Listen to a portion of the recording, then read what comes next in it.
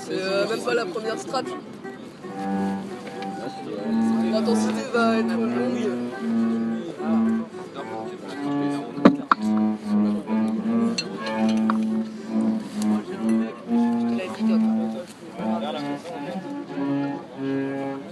Mais des joints, je vois, tu vois.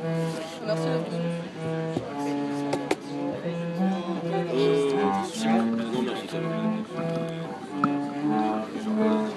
Au même moment, une lumière jaune nous éblouit soudainement, transperçant le brouillard omniscient par les rayons du prisme. La vapeur d'eau qui nous entoure est si épaisse qu'il est impossible de distinguer d'où elle provient. Mais elle dégage une violence qui nous met à nu. Elle nous fige telle une image. Pendant des minutes, nous restons immobiles, sans rien dire, alors que je brûle d'envie d'écouter davantage la musique des mots hypnotiques de Donald. Mais ce dernier s'est tu. Seules les gouttes d'eau aux reflets dorés qui ont cheminé à travers les pierres du pont viennent s'exploser contre le sol, une à une. Au bout d'un moment, Donald se lève et se met à marcher vers les quais de Seine. Me fait silencieusement signe de le suivre, ce que j'accomplis avec obéissance. Je distingue, une fois exposé au soleil d'un ciel bleu azur et ensoleillé, le verrière d'un bateau de keuf qui arpente la Seine. Il s'était arrêté à notre niveau, sous le pont, et avait allumé les phares. Les deux flics à l'intérieur nous avaient fixés de derrière la vitre sans rien dire. Ils étaient très probablement de type policier cyborg, facilement interchangeables avec des caméras de surveillance, qui auraient pu rester des heures à nous fixer de la même manière, sans dire ou accomplir quoi que ce soit. Aucune interaction, mais seulement de la contemplation hostile. Un scientifique derrière son microscope qui observe le virus en pleine action, en dégage les lois pour ensuite trouver la formule qui le décimera. Au bout de quelques minutes de statique, le navire active son moteur qui fait ébuler l'eau trouble et pénètre entièrement la brume du pont où habite le virus. Je me retrouve face à Donald, qui m'observe maintenant avec son éternel regard de folie émancipée. Il semble amusé rien que par mon existence. Je suis terriblement mal à l'aise, ressens de la honte vis-à-vis de moi-même face à cette affirmation crue de la liberté. Essaie de disparaître, mais cela est impossible en plein jour. Allons à la base de recherche.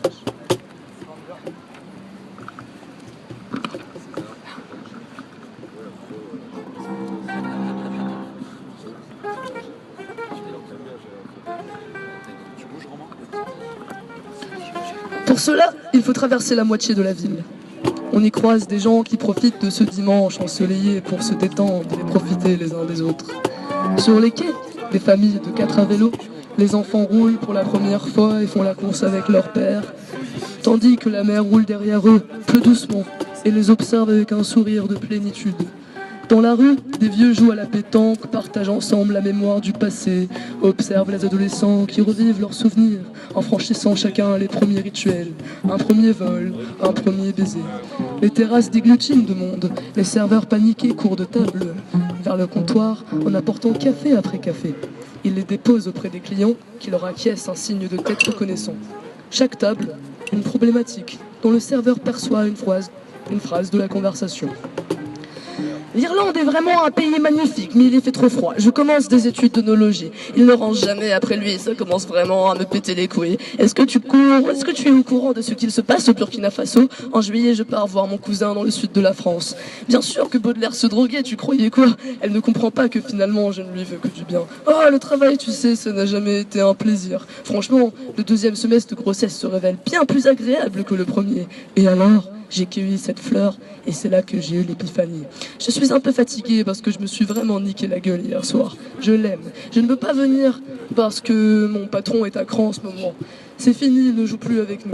Le racisme est effectivement une réalité sociale, mais bien différente de celle des autres pays. Le Big Bang, on commence à utiliser des capotes habillées et depuis j'ai toujours des orgasmes. Ce qu'il fait beau aujourd'hui.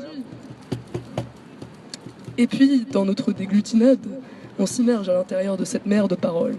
Et soudain, les bouches se fondent pour observer l'atypique silhouette de Donald, qui en répulse certains et en stimule d'autres. Mais strictement personne ne reste indifférent face à ce corps aux taches de peau brûlées et à ce signe anarchiste facial, à cette aura de marbre noir étincelant, à la démarche ravissante des grosses Doc Martens. Dans le métro, il franchit la porte et commence à se purger de rire à la vue des passagers qui le fixent, se plie en deux en se tenant le ventre et se met à chanter « Joyeux anniversaire » à Jésus-Christ. Devant chaque publicité, il s'arrête et commence à lui gueuler dessus et à l'insulter, m'explique d'une voix pédagogue tout ce qui révèle du processus de manipulation psychologique de l'image, avant de sortir son marqueur et d'écrire toute sa démonstration dessus en petit lettrage, à la manière d'une dissertation étudiante. On fait le trajet en 4 heures. J'attends patiemment sur les sièges du quai en attendant qu'il finisse, et lorsque l'on sort à la surface, il fait déjà nuit. On n'est plus dans Paris, mais dans une banlieue périphérique, une cité autonome. Au bout de quelques minutes, il frappe à la porte d'une maison entièrement recouverte de graffitis et dont la nature a pris possession, grimpant sur les murs et s'infiltrant dans les fenêtres brisées. Une plaque ornée sur le mur, avec « Institut des recherches sonores » écrit dessus. À côté de la porte, une étudiante est en train de lire Derrida avec 2 prostituées à la poitrine gigantesque qui lui servent des verres de vodka sec, la caresse et rigole. Donald continue de frapper de plus en plus fort, mais personne ne semble descendre. L'étudiante lui dit de gueuler le mot de passe, et Donald lui répond qu'il ne peut pas à cause des putes. Elle rigole, pose son livre sur la table et s'éloigne en titubant, chaque femme sous le bras. Pétri. La porte s'ouvre d'un coup sec. La maison est une sorte de squat laboratoire. Merci. Avec des lumières d'hôpital qui éclairent des petits groupes de personnes.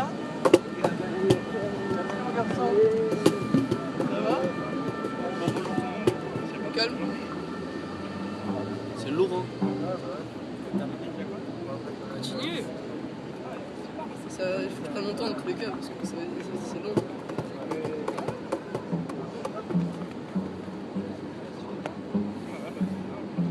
Steph, je peux essayer ta machine? Est-ce que c'est un instrument qui s'appelle frappe? D'accord. Et Steph, est-ce que c'est un instrument qui s'appelle frappe? Entre autres. C'est quoi le nom académique de ton instrument? Le nom académique de ton instrument? Bouzouki. Tu l'auras entendu un petit peu de fois. C'est le bouzou. Quoi? Tu l'auras entendu 2 fois. Ah oui, ouais. La prochaine fois, je ramène ma contrebasse. Ramène. Là, on est en phase d'expérimentation avec ça.